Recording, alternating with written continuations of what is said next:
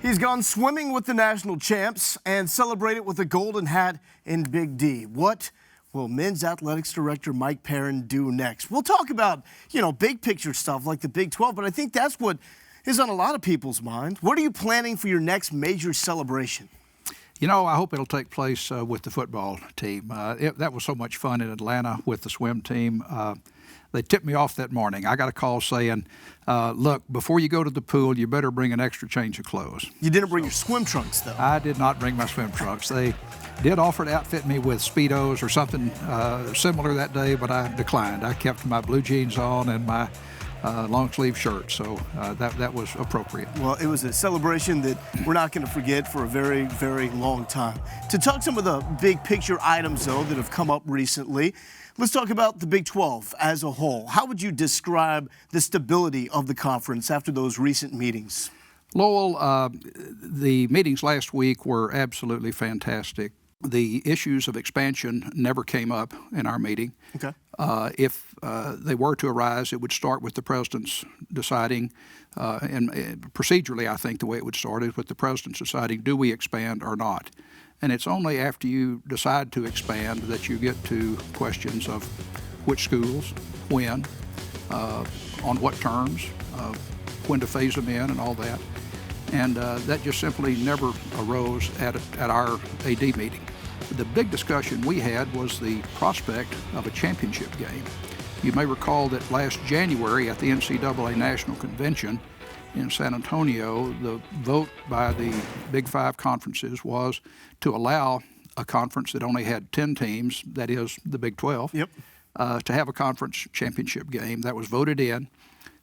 We think it could be one of the most intriguing ones because we still will play the round-robin schedule. As part of that legislation, for a 10-team conference to have a championship, they still must play a round-robin schedule and then pick their two best teams. We'll need to figure out a method of selection of those two teams. The definition of what is the best? Yes.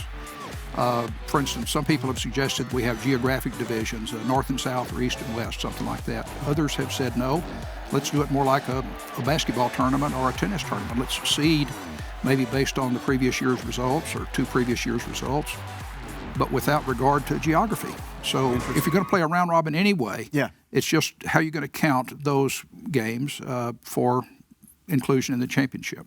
As far as the topic of expansion, what is your stance on that? I guess the combined vision and stance of you and President Fenves combined. Well, of course, he is the CEO, and it's his vote, not mine. But I think at the present time, we both adopted a wait-and-see attitude. I have stated consistently since I was appointed to this office that I'm not in favor of expansion just for the sake of expanding. I think you've got to be careful of the schools of proper fit academically.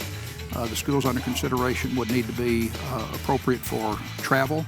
Certainly, you've got to look at schools bringing to the table additional media audiences, fan participation. I think I mentioned academics a moment ago. You've got to have a strong fit there. Just a lot of factors that go into it, and yet you don't get to those until you decide first we're going to expand. Let's talk about a recent notable decision, storyline, when it comes to the athletics department. Lowell Galindo.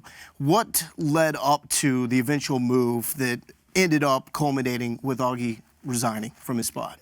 Lowell is a special, unique person. He's had just a great career as not only a baseball coach, but a baseball character. His sayings, his books he's written, speeches he's given. He's a unique person who I treasure as a friend and who I really look forward to continuing to work with. I was delighted that he accepted the request by me to serve as a special assistant to me.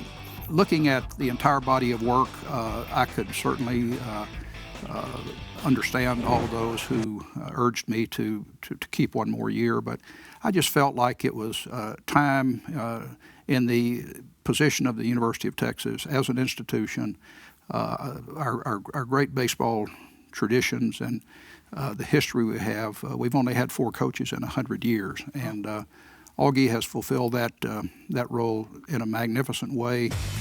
on every front, and I thought it was time to ask him to help me in the executive office, and he graciously agreed to do so.